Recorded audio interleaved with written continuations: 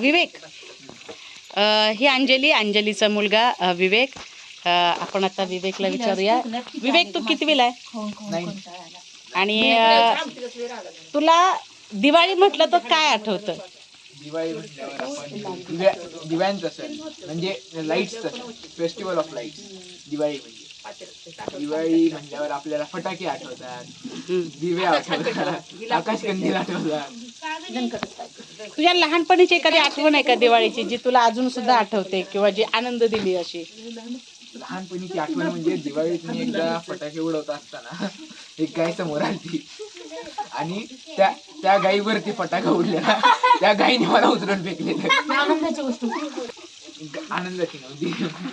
आणि आताच्या या वर्षीच्या दिवाळीचं काही तुला असं आठवतंय का? आपण आजपासून एन्जॉय करायला चालू करूया.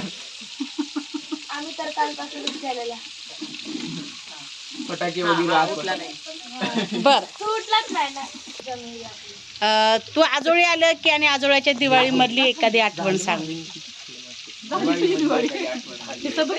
तुला आपण सगळे भाऊ एकत्र जमल्यावर आपण भाऊबीजेला सगळे आंघोळ करतो.